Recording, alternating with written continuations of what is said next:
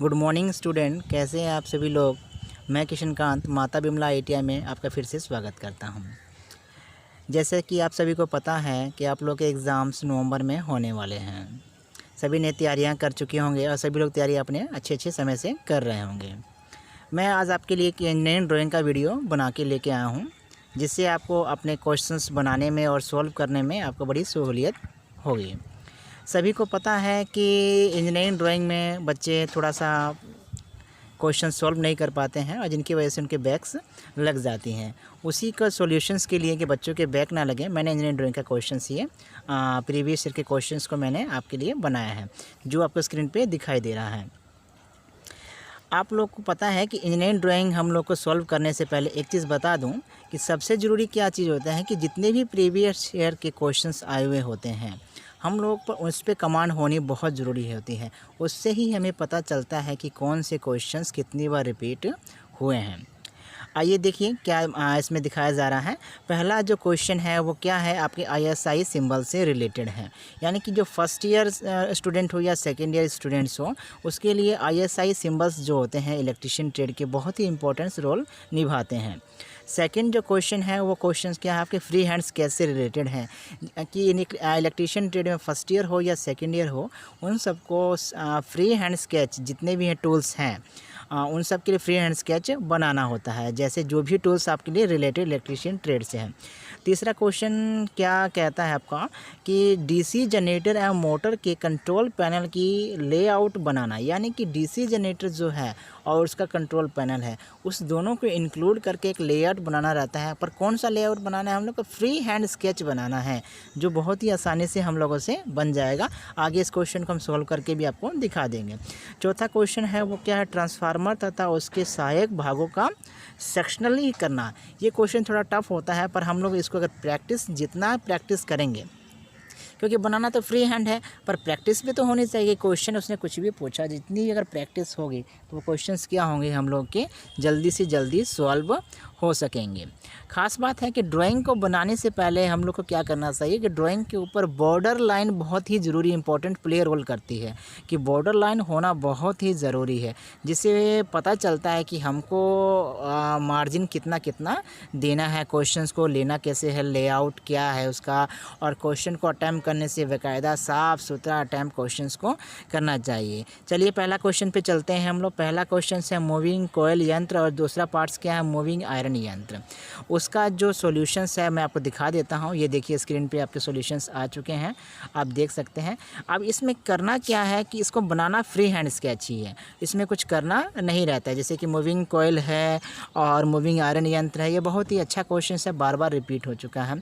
और इसमें खास बात ये भी देनी है कि फ्री हैंड स्केच बनाने के बाद नीचे जो है उसका लेआउट भी लिख देना है। जैसे कि मैंने वहाँ पे क्या लिखा है 1 और नीचे क्या लिखा है 2, पर उसकी जगह पे क्या होना चाहिए, उसका नाम होना चाहिए, क्या हम बना रहे हैं। क्वेश्चन 1 फिर लिखना चाहिए मूविंग आयरन कोयल और फिर मूविंग आयरन यंत्र। अब अगला है आपका अलार्म इंडिकेटर और सर्किट ब्रेकर। तो देखिए वो भी स्क्रीन पे शो हो रहा है कि अलार्म इंडिकेटर और सर्किट ब्रेकर की क्वेश्चंस को इस तरह से सॉल्व करेंगे। फ्री हैंड क्वेश्चन जो भी आते हैं उसको हम लोग इसी तरह से सॉल्व करते हैं और उसके नाम जो होते हैं हम लोग उसके नीचे लिख देते हैं। जो भी क्वेश्चन फ्री हैंड के आए हम लोग को याद कर लेना है, प्रैक्टिस कर लेना है, और जितने भी ऐसे सिंबल्स हैं उसको सबको तैयारी कर लेना है। अगला क्वेश्चन है वो क्या है, आपका फ्री हैंड स्केच से रिलेटेड है और पहला है नियॉन ट्यूब का। तो नियॉन ट्यूब क्या होता है, इसको थोड़ा सा विस्तार रूप से बता देते हैं कि नियॉन ट्यूब क्या होता है। नियॉन ट्यूब जनरली एक ग्लास का बना होता है। क्या होता है, नियॉन एक ट्यूब होता है, जनरली ग्लास का बना होता है, और इसमें क्या होता है जनरली एटमॉस्फेरिक प्रेशर से भी कम प्रेशर पर इसमें गैस भरी रहती है और गैस के कारण ही ये ग्लो करता है। इसमें मेटल के 2 इलेक्ट्रोड लगे होते हैं और उन इलेक्ट्रोड को जब हाई वोल्टेज सप्लाई से जोड़ा जाता है तो जो उसमें आयंस होते हैं, जो गैस भरी रहती हैं, गैस के अंदर आयंस होते हैं, जो आयंस होते हैं वो क्या एक्साइटेड होकर स्टेडी स्टेज में चले जाते हैं। और वो जानते हैं कि आयंस कोई भी होते हैं वो क्या है एब्सोल्यूट स्टेट में ही रहना चाहता है। तो जैसे ही वो एब्सोल्यूट स्टेट में चला जाता है वो आयंस क्या करते हैं, अपने एनर्जी को रिलीज़ करते हैं, और जैसे ही वो एनर्जी को रिलीज़ करते हैं और वो क्या होता है वो अपने आप ग्लो होने लगता है। अब नए समय के अनुसार अभी क्या है, तरह तरह के नियॉन बल्ब्स हम लोग को चाहिए जो कलरफुल्स में आए। पहले क्या होता है, जनरली नियॉन गैस का ही इस्तेमाल किया जाता था, पर अब क्या हो गया है कि नियॉन गैस के साथ साथ इसमें आर्गन गैस का भी इस्तेमाल अब किया जाने लगा है। अब देखिए इसमें क्या है कि हम लोगों ने ये बना तो दिया है फ्री हैंड स्केच, पर इसके विशेष रूप से ध्यान देना है कि जितने भी भाग होते हैं, इसके कंपोनेंट्स इंक्लूडेड हैं, उन सब का भी विशेष रूप से ध्यान देना है और उन सब की नेमिंग हमको विशेष रूप से करनी है। जैसे ट्रांसफार्मर है, कैपेसिटर है, फ्यूज है, मुख्य स्विच है, इन सब का नेमिंग बाकायदा बहुत अच्छे से नेमिंग नहीं छोड़ना है। नेमिंग छोड़ देंगे तो फिर पता कैसे चलेगा कि ये क्वेश्चन है क्या, कैसे बना है और इसमें क्या प्ले रोल करता है। तो इस बात का विशेष रूप से ध्यान देना है कि नेमिंग हम लोग को क्वेश्चंस को कर लेनी है, किसी भी क्वेश्चन को छोड़ना नहीं है। दूसरा क्वेश्चन है आपका क्या, सोडियम वेपर लैंप। इसका स्क्रीन पे भी दिखा देते हैं कि सोडियम वेपर लैंप होता क्या है। देखिए सोडियम वेपर जो लैंप होता है वो एक तरह से स्ट्रीट लाइट बोलते हैं इसको। ज़्यादातर स्ट्रीट लाइट में ही इसका इस्तेमाल किया जाता है सोडियम वेपर लैंप का। और ये दो तरह का होता है, एक होता है हाई प्रेशर का, एक होता है लो प्रेशर का। लो प्रेशर पे काम करता है। इसमें भी कई पार्ट्स होते हैं। देखिए इसमें एक इनर ग्लास है, एक आउटर ग्लास है, इसमें फिलामेंट है, इसमें भी कैपेसिटर लगा हुआ है, ट्रांसफार्मर लगा हुआ है और ये भी उसी तरह वर्क करता है जैसे नियॉन ट्यूब वर्क करता है, पर दोनों का अलग अलग है। अब कि स्ट्रीट लाइट में क्या होती है, हम लोग को पता होता है कि ज़्यादा ग्लो की ज़रूरत है, ज़्यादा फोकस की ज़रूरत है, तो इसलिए इसको सोडियम वेपर लैंप और स्ट्रीट लाइट भी हम लोग को ये प्रोवाइड कराती हैं। अब इसके जो पार्ट्स हैं, जैसे देखिए यू शेप की जो पार्ट्स हैं, फिर इंडिकेटर्स दिए होते हैं, जो इसमें देखिए दोहरी परत वाली कांच की ट्यूब्स हैं। तो इस बात का ध्यान देना है कि किसी भी क्वेश्चन को सॉल्व कर लेने के बाद उसको प्रॉपर वे से नेमिंग कर देना है और नेमिंग कर देने के बाद उस क्वेश्चन को बाकायदा आप लोग को आगे हैंडल करना है। अब जैसे हम लोग बात करेंगे कि सेकेंड ईयर क्वेश्चंस जो होते हैं, सेकेंड ईयर के जो बच्चे हैं उन सब का जो सिलेबस है उस हिसाब से उनको प्रिपरेशंस करनी है। अब सेकेंड ईयर के बच्चे हैं को पता है कि उसमें ऑर्थोग्राफी प्रोजेक्शंस तो आएगा नहीं, उन सब का क्या आएगा, या तो टूल्स आएगा, लेआउट आएगा, आपका डीसी जनरेटर आ सकता है, ट्रांसफार्मर आएगा, कोर आ सकती है, वाइंडिंग्स आ सकती हैं। तो उससे रिलेटेड जो भी अपने पिछले दिए गए हैं और या आपके बुक्स हैं उसके लास्ट में देख सकते हैं, थर्ड सेमेस्टर फोर्थ सेमेस्टर के इंक्लूडेड करके ही सेकेंड ईयर बनाया गया है, तो उसमें आता है। अब ये देखिए तीसरा क्वेश्चन है डीसी जनरेटर कंट्रोल पैनल की विन्यास व्यवस्था। अब डीसी जनरेटर कंट्रोल पैनल जो है, अब उसमें करना क्या है कि हम लोग को जो डीसी जनरेटर है अब कंट्रोल पैनल बनाया गया, यानी कि कंपाउंड करके बनाया गया। देखिए इसमें दिया गया है एसी 3 फेज़ मोटर और डीसी जनरेटर। तो इसका बता दें पहले कि डीसी जनरेटर होता क्या है।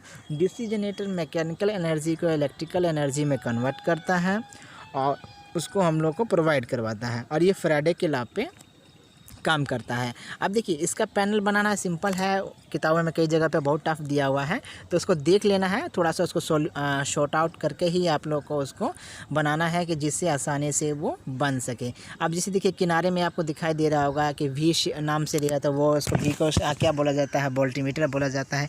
ए से एम्पियर है। इसमें 3 तरह का फेज़ इस्तेमाल किया जाता है। रेड, देखिए 3 फेज़ होते हैं, कौन कौन से होते हैं, रेड होता है, आपका ब्लू होता है, ठीक है, जो अपना इस फेज़ का इस्तेमाल कर रहे हैं। देखिए फ्यूज़ है, आईसीटीपी यानी iron clad triple pole switch का भी इस्तेमाल इसमें किया गया है।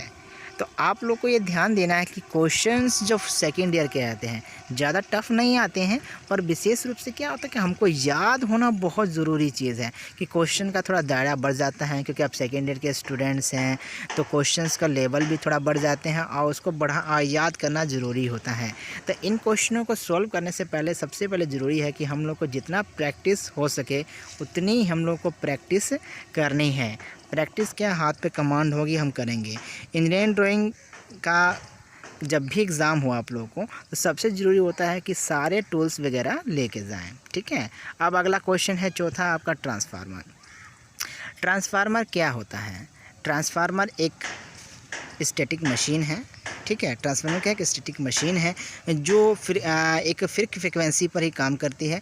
बिना फ्रिक्वेंसी को चेंज किए हुए ये क्या करती है, हायर वोल्टेज को लो वोल्टेज में और लो वोल्टेज को हाई वोल्टेज में कन्वर्ट करती है, ठीक है, लो वोल्टेज पे काम करती है। ये इलेक्ट्रोमैग्नेटिक इंडक्शंस जो होता है ये एक अपना किस पे काम करती है, ये म्यूचुअल इंडक्शंस पे काम करती है। इसमें दो वाइंडिंग होती है, एक प्राइमरी वाइंडिंग होती है, एक सेकेंडरी वाइंडिंग होती है।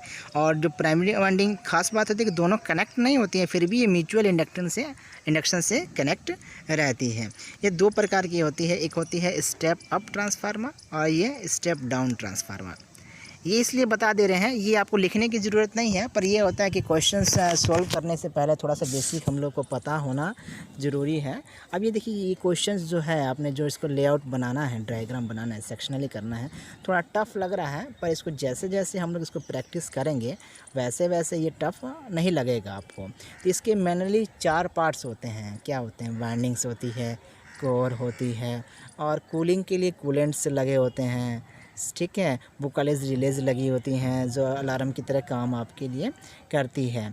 अब जिसमें इसमें जो वाइंडिंग की जाती है 2 तरह की होती है, लेफ़्ट वाइंडिंग होती है, वेव वाइंडिंग होती है। अब इसके जितने भी पार्ट्स दिए गए हैं तो विशेष रूप से पार्ट्स ये होते हैं कि जिसे हम लोग को विशेष पार्टों की जितना भी हम लोग नेमिंग करेंगे तो उसने नेमिंग करने से हमको पता चलेगा कि ये क्या है, किस रूप में इसका क्या इस्तेमाल किया जाता है, कैसे होता है, क्यों नहीं होता है। देखिए दिया गया है प्राइमरी वाइंडिंग और सेकेंडरी वाइंडिंग। ओके, मैंने इसमें भी सॉल्यूशन कर दिया है कि पता चलेगा कि प्राइमरी वाइंडिंग क्या है और सेकेंडरी वाइंडिंग क्या है, और इसमें से दिया हुआ है कि दोनों वाइंडिंग एक दूसरे से कैसे कनेक्ट रहती हैं। चलिए आगे विशेष रूप से फिर आपकी और ड्राइंग की क्लासेस लेते रहेंगे आपको, और अपना करते रहिए, और जितने भी प्रीवियस ईयर्स के आए हुए हैं उसकी तैयारी कीजिए और उसके आगे बढ़ने की कोशिश कीजिए। और जो भी अगर आपको ड्राइंग से रिलेटेड या अदर किसी भी सब्जेक्ट से रिलेटेड प्रॉब्लम होती हैं तो आप हम लोगों से संपर्क कर सकते हैं। तैयारी कीजिए, आप लोग के एग्ज़ाम्स के लिए मेरी तरफ से बेस्ट ऑफ लक। और भी जैसे मेरे पास आते जाएंगे क्वेश्चंस और जैसे जैसे मिलता जाएगा मैं आप लोग के लिए ऐसे ऐसे ही वीडियो आपको बना के लाता रहूँगा। अगर कोई दिक्कत होती है तो आप मेरे कमेंट सेक्शंस में जाकर आप कमेंट कर सकते हैं। ओके, धन्यवाद, थैंक यू।